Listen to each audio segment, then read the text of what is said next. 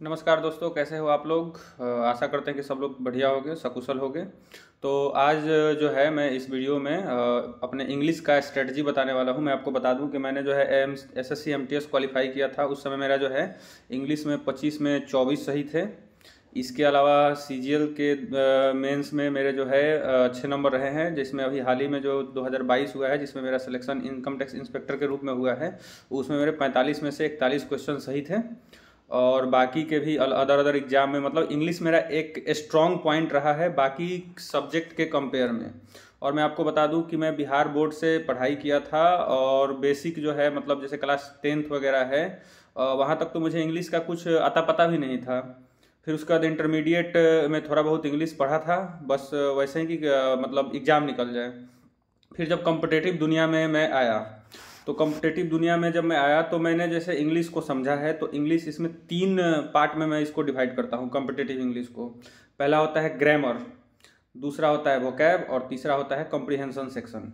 ठीक है, तो ग्रामर के बारे में मैं बताऊं कि मैंने ग्रामर जो है Ripusudan sir apex institute Chhapra के नाम से वो यूट्यूब पे भी पढ़ाते हैं, उन्हीं से पढ़ा है। आप उनसे भी पढ़ सकते हैं या किसी भी टीचर को जिससे आप पढ़ रहे हैं उनको प्रॉपरली फॉलो कीजिए। उसके बाद जो है मैंने मतलब वो बुक जैसे उन्होंने जो प्रैक्टिस कराया वो तो मैंने किया ही। इसके अलावा जो है a mirror of common error मैंने पूरा बनाया है। और उसके अलावा एक आता है परफेक्ट कॉम्पिटेटिव इंग्लिश। मतलब ये है कि इंग्लिश ग्रामर के प्रैक्टिस के लिए आपको इतना प्रैक्टिस कर लेना है कि फिर वो ग्रामर का रूल एग्जाम में ऐसा ना हो कि एग्जाम में जब अचानक से आप सामने बैठ गए तो याद ही नहीं आ रहा है कि अरे ये भाई ये कौन सा रूल है, या फिर सोचना पड़ रहा है। तो उसके लिए perfect mirror of common error और परफेक्ट कॉम्पिटेटिव इंग्लिश जो है सफिशियंट है कि आपको एक एक रूल एकदम याद हो जाएगा। इस लेवल का आपका जो है प्रैक्टिस हो जाएगा कि आपको एक एक रूल याद हो जाएगा इन दोनों बुक्स के अलावा। इसके अलावा आप प्रैक्टिस करने के लिए एमबी पब्लिकेशन पहले आता था, उसको ले सकते हैं। या अभी जो लेटेस्ट कोई भी बुक मतलब जैसे अभी वो चल रहा है पिनेकल का, जिसमें 2018 से लेकर 2023-24 तक का जितना भी क्वेश्चन हो इंग्लिश का वो कर सकते हैं। इस तरीके से आप ग्रामर सेक्शन और उसमें जो फिलर्स वगैरह होते हैं इसको मजबूत कर सकते हैं। दूसरा जो सबसे महत्वपूर्ण पॉइंट आता है वो आता है कि वोकैब सेक्शन, वोकैब कैसे करें। वोकैब को करने के लिए जो है मैंने बेसिकली सबसे पहले एमबी पब्लिकेशन उठाया था। एमबी पब्लिकेशन में आपको जो है उसमें वन वर्ड सब्स्टिट्यूशन था और उसके अलावा इडियम्स एंड फ्रेज था। तो वन वर्ड सब्स्टिट्यूशन और इडियम एंड फ्रेजेस तो मैंने कर लिया था। इसके अलावा जब प्रैक्टिस करता था तो साइनो एंटो याद करता था, बट लगा कि ये जो है सफिशियंट नहीं है। तो ये सफिशियंट नहीं था तो क्योंकि साइनो एंटो में दिक्कत होता था, कॉम्प्रिहेंशन में दिक्कत होता था। तो उसके बाद मैंने अपना दायरा और बढ़ाया। दायरा बढ़ाने के साथ जो है एक ऑब्जेक्टिव जनरल इंग्लिश आता है, उसका सिनोनिम्स एंटोनिम्स का अलग अलग सेट होता है। आर एस अग्रवाल का यह बुक है ऑब्जेक्टिव जनरल इंग्लिश, और उसको मैंने किया था। और इसका भी जो है अभी हाल ही में रिपुसुदन सर ने पूरा वो यूट्यूब पे पढ़ाया हुआ है, उससे भी आप कर सकते हो। इसके अलावा कोई बुक, इसका बुक खरीद के भी खुद से कर सकते हो, जैसा आपको उचित लगे।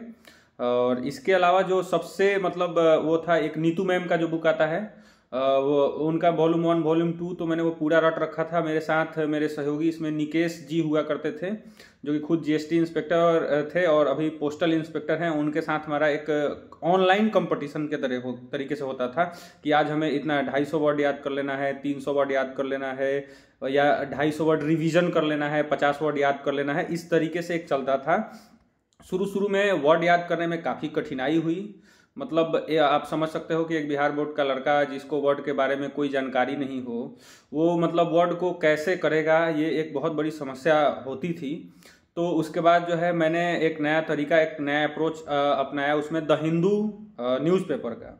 द हिंदू न्यूज़पेपर मतलब मेरे लिए वरदान साबित हुआ, एक रामबाण साबित हुआ। जैसे मान लीजिए कि अभी कोई भी एक घटना है जो कि आप जनरली न्यूज में सुन रहे हो। जैसे मैंने सुना, आप लोगों ने सुना कि कर्पूरी ठाकुर को जो है भारत रत्न का मिला है, भारत रत्न का अवार्ड मिला है। तो आप अगले दिन द हिंदू में न्यूज़पेपर में पढ़िएगा कि कर्पूरी ठाकुर गॉट भारत रत्न या बैग्ड भारत रत्न। या कोई भी ऐसा इंसिडेंट है जैसे ईरान ने पाकिस्तान पे हमला कर दिया, तो या पाकिस्तान ने ईरान पे हमला कर दिया, तो ये एक सीक्वेंस में 3-4 दिन तक चलते रहेगा। मतलब दूसरे शब्दों में कहें तो जो इंसिडेंट होता है वो आपके दिमाग में छपा हुआ है, उससे संबंधित वर्ड आपके दिमाग में छप जाएगा। जैसे एक बार मैंने ऐसे ही पढ़ा था कि सुप्रीम कोर्ट क्वेश द कोई वर्डिक्ट था, उसको क्वेश रद्द कर दिया, और मैं ऐसे ही फिलर बना रहा था तो उसमें भी सुप्रीम कोर्ट क्वेश करके आ गया तो मैंने तुरंत लगा दिया। तो ऐसे बहुत सारे फायदे मिलेंगे। इवन आपको कॉम्प्रिहेंशन, क्लोज टेस्ट, इसमें भी वो कैब का बहुत फायदा मिलेगा। एसएससी के पॉइंट ऑफ व्यू से आप देखिए तो आपके लिए जो है द हिंदू बहुत जरूरी है।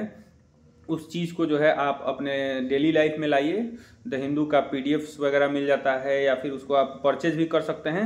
दोनों ऑप्शन आपके पास अवेलेबल रहेगा। द हिंदू को जरूर पढ़ें। मतलब द हिंदू पढ़ने के बाद जो है आपका आधा समस्या हो, चाहे ग्रामर से संबंधित हो, वोकैब से संबंधित हो, कॉम्प्रिहेंशन हो, पीक्यूआरएस, पैरा जंबल या कोई भी समस्या हो, इसको आप टैकल कर सकते हो। इसके साथ साथ आप जो है करंट अफेयर्स में भी यह काफ़ी बेनिफिशियल होगा। करंट अफेयर्स के भी क्वेश्चन इससे आप कर सकते हो। एक आध क्वेश्चन ऐसे मिल जाएंगे स्टैटिक जीके के जिसमें वो टेक्स्ट एंड कॉन्टेक्स्ट का पोर्शन आता है, वो काफ़ी ज़बरदस्त होता है।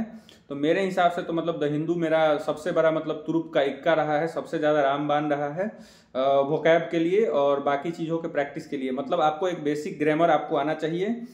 बेसिक ग्रामर के बाद जो है उसमें जो भी आप जिस टीचर से पढ़ रहे हैं उसको बढ़िया से पढ़ लीजिए, आप बुक्स वगैरह फॉलो कर लीजिए। उसके बाद भी अगर आपका स्कोर नहीं बढ़ रहा है तो आप द हिंदू को जरूर फॉलो कीजिए, और द हिंदू सबको फॉलो जरूर करना चाहिए। शुरू में दिक्कत होंगी, थोड़ा कम पढ़िए और लेकिन उसको स्टार्ट कीजिए। बाकी इससे संबंधित और भी कोई दिक्कत आती है, कोई समस्या आती है तो आप मुझसे पूछ सकते हैं। आप अपने प्रश्न को कमेंट बॉक्स में बताइए। कोशिश किया जाएगा कि उस चीज़ को जो है सॉल्व करने का, क्योंकि आज के डेट में अगर इंग्लिश मजबूत नहीं हो, चाहे आप एमटीएस का पेपर दे रहे हो, सीएचएसएल का दे रहे हो या फिर सीजीएल का दे रहे हो या एसएससी स्टेनोग्राफर का दे रहे हो या कोई भी कॉम्पिटिटिव एग्जाम दे रहे हो, इंग्लिश बहुत ज़्यादा इम्पोर्टेंट है।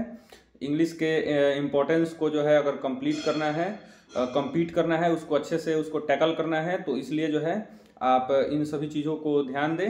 और बाकी कुछ दिक्कत हो तो बताएं। तब तक के लिए नमस्कार, जय हिंद।